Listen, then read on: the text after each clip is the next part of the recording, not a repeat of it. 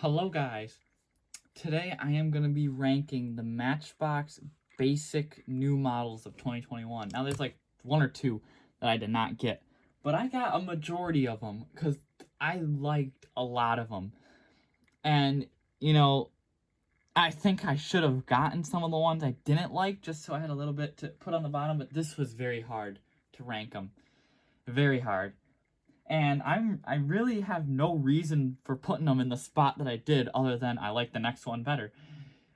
And I really have nothing wrong with any of these castings. And, it really comes down to biased, and you're like, oh, well, I like this vehicle more than this vehicle in real life, so I'm going to do that with the Matchbox. Yeah.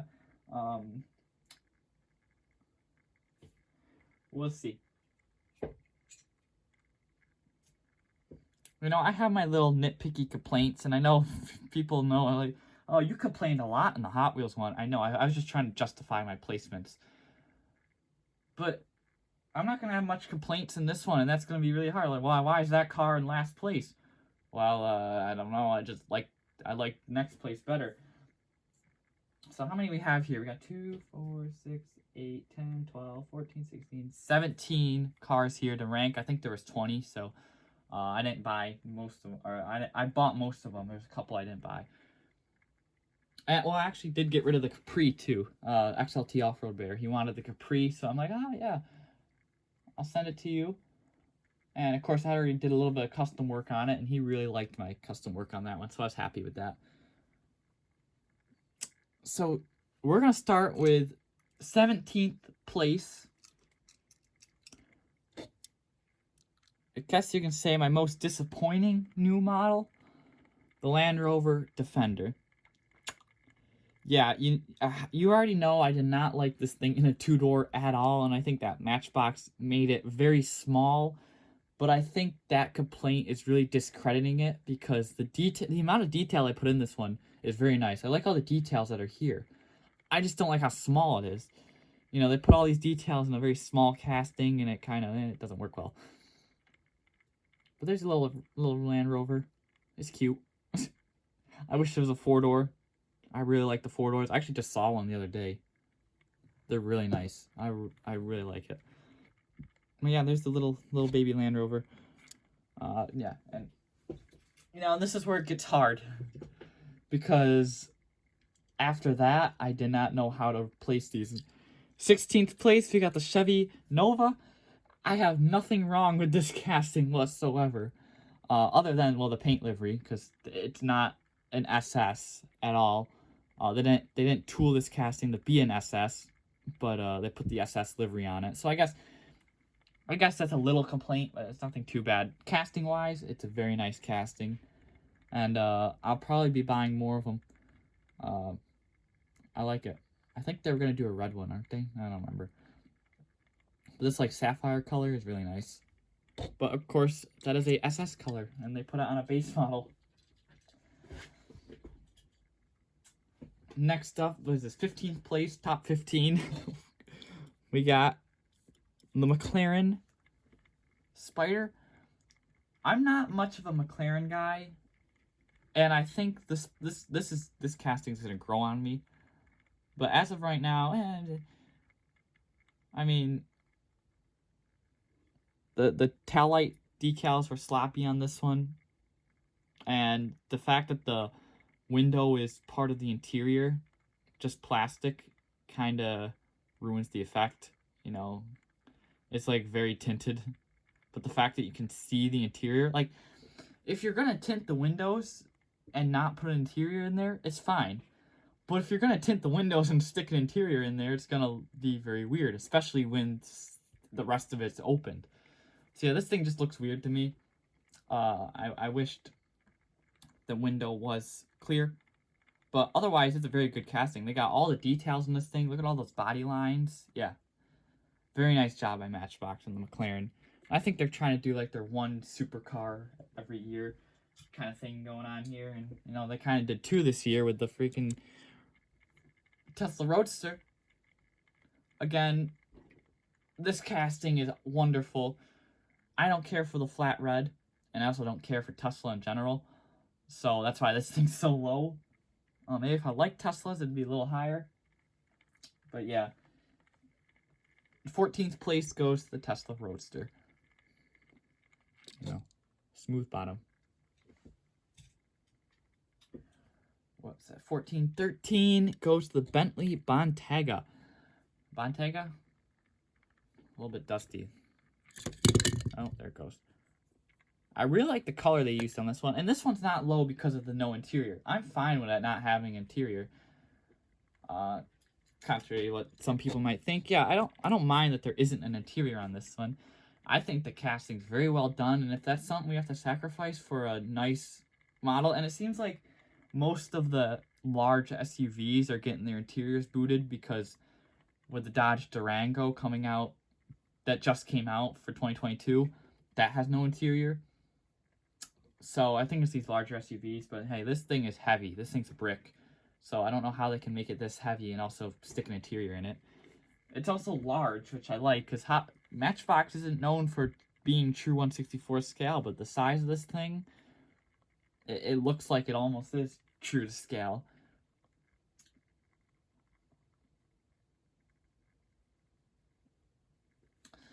So that's 13. 12. I really feel bad about putting this one so low on the list. Because this model is beautiful. I have no complaints about the Honda E whatsoever, but yeah, it's getting 12th place. I think, you know, it is an electric car. But I think Matchbox should have done a little bit better to blend this roof in. I wish the top part was just plastic rather than it being a metal cross section, because now they have to decal it, and it looks kind of weird. Also, the wheels don't really work well. Okay, here I go again complaining, but what happened to the door?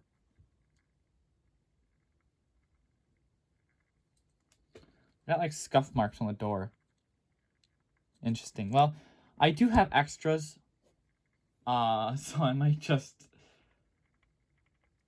open an extra and then replace it with this one. I did get extras for customs, so whenever I take care of those, I'll get this one out.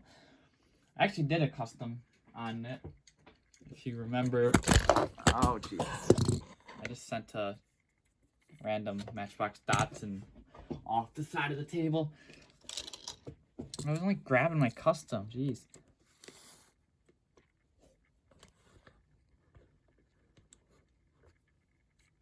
But if you remember my custom of it, you know, it kind of works a little bit. I changed the wheels, of course, to be a little more accurate to the real one. They still aren't completely accurate because these are Hot Wheels wheels, of course, and they're kind of deep dish. But the style's accurate. So yeah, I feel bad about putting the Honda E this low, and I feel the same about the Audi TT being number 11. Yeah, I don't. The Audi TT. This is a wonderful casting, and I already bought the red one. I have the red one from 2022. So I have nothing against this casting,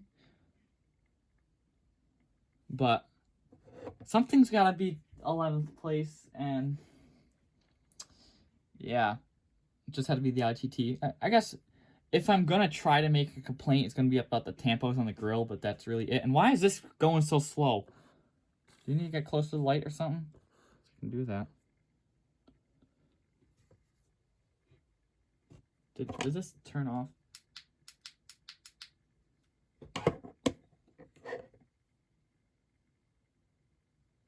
I don't know what happened to this thing. Really? I got two lights shining on this thing, and it's gonna freaking turn off. Maybe my other light needs to be plugged in. Like, really, you can't win with the turntable. That's why I really only pull it out if I have multiple vehicles. Oh my god. What if I try to hang it from my light?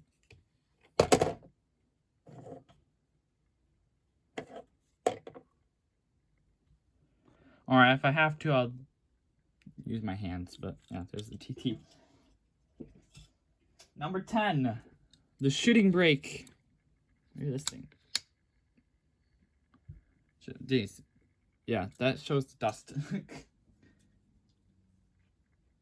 I have nothing against the shooting brake casting. Again, something has to be 10th place. I can't just stick them all in first place and be like, ah. But, yeah, this casting is wonderful. I'm so glad that they're doing, like, more of these wagon-type vehicles. And I know the BMW is coming out next year. Or, well, it is 2022. Because I'm still thinking 2021 with these models. But that BMW wagon is superb. They did a really good job on that. And, yeah. I hope they do a white version of this Mercedes. That'll be nice. So we're in the top 10 now.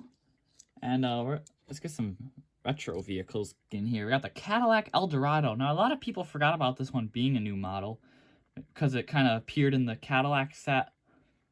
But yeah, they always try to stick a new model in the theme assortments.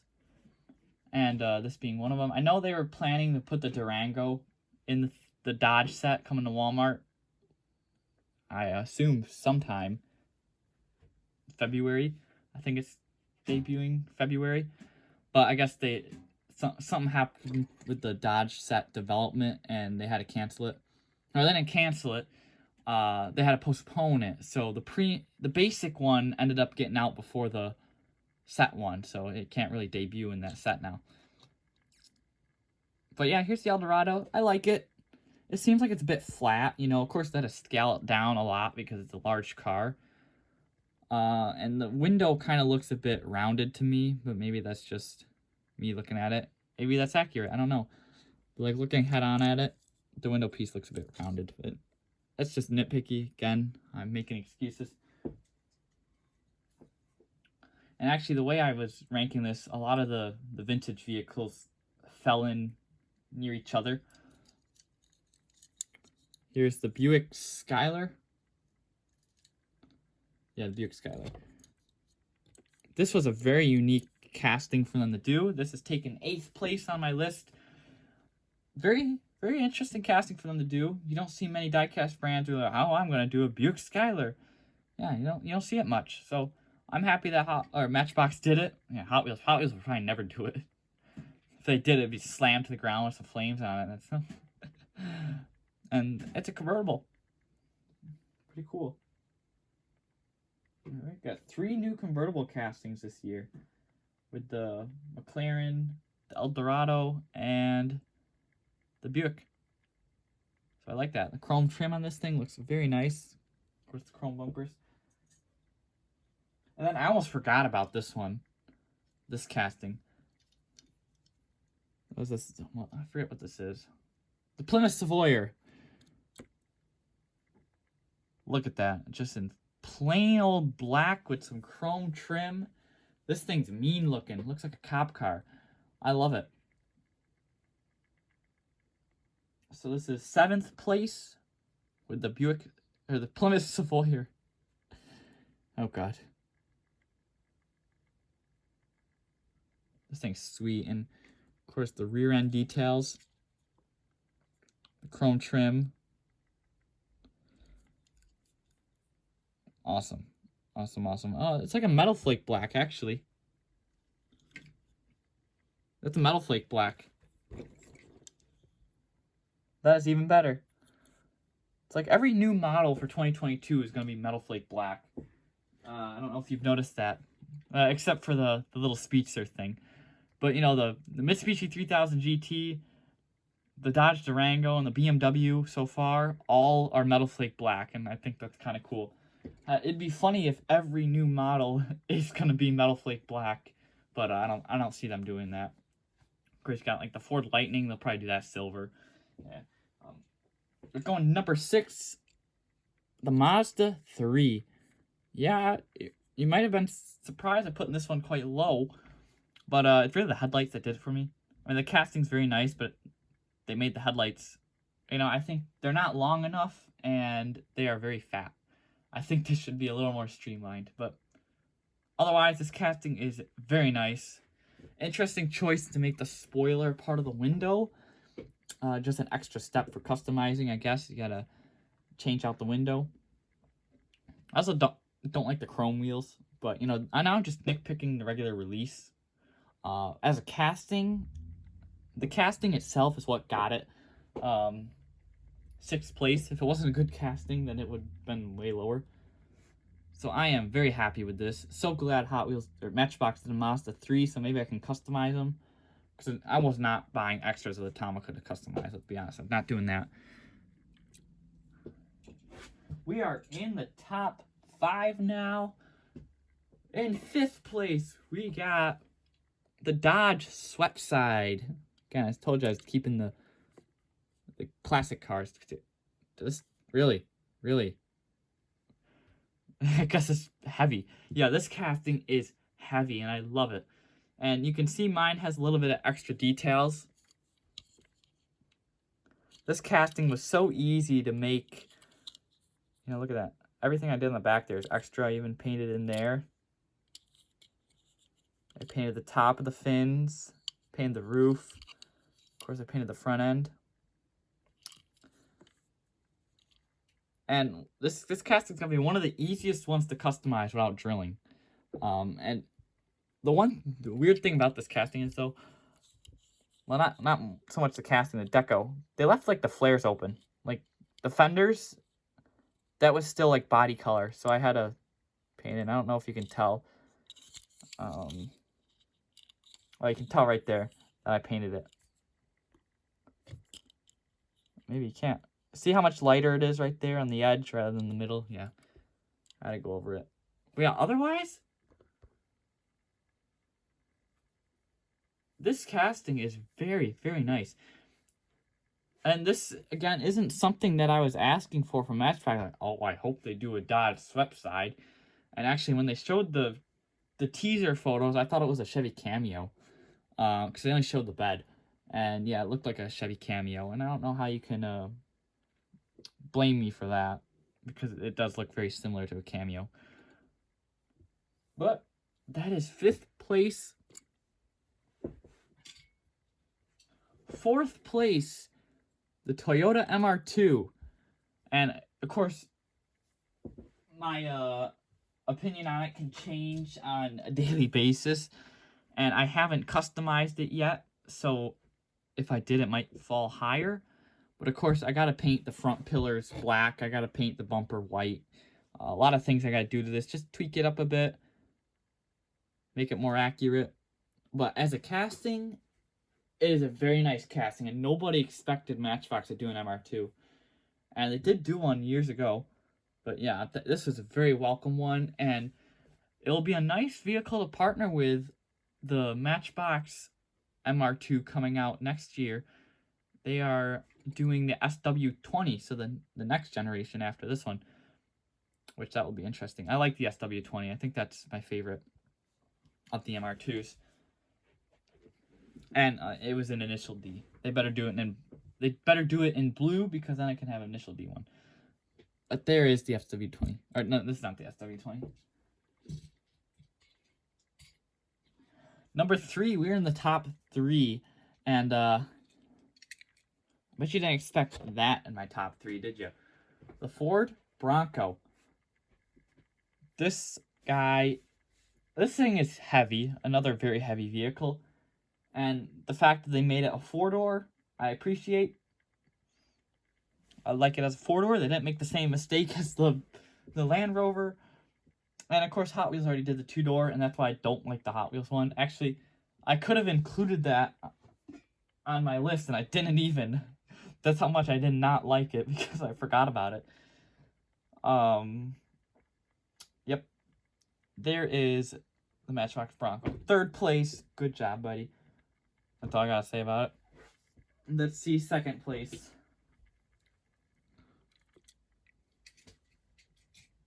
Second place was another surprising release, and the Bronco was one of those cars that I was thinking like, oh, Matchbox was definitely going to do it. That's right up their alley, and that's in the way I predicted.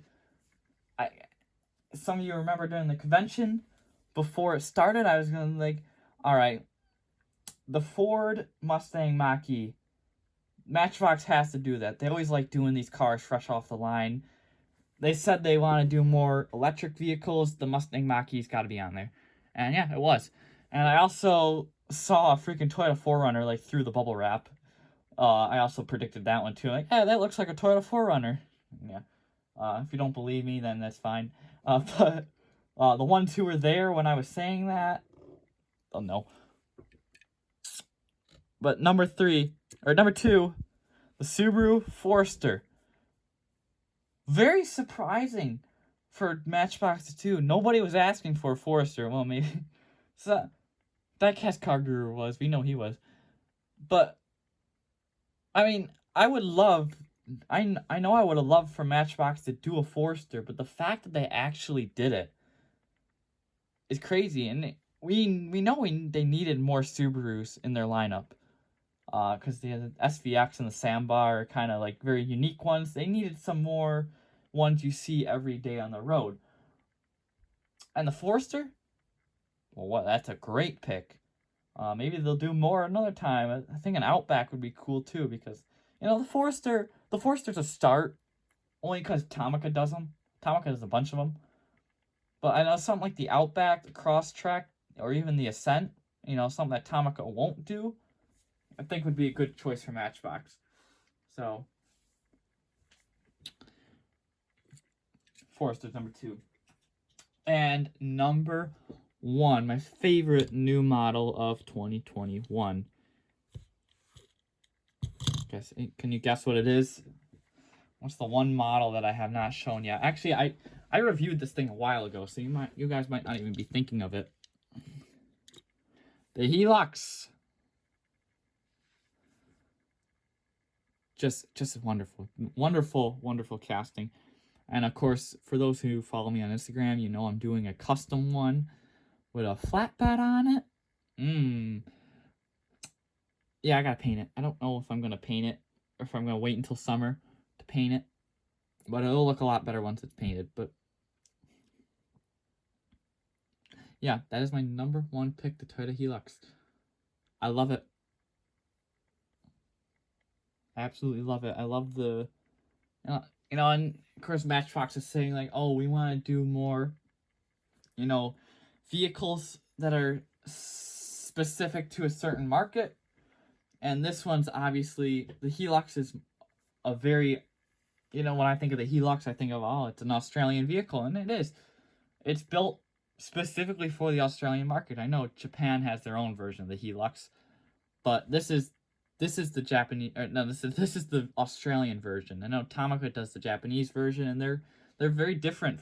They're both. This is a 2020. I don't know, this Matchbox one is a 2019.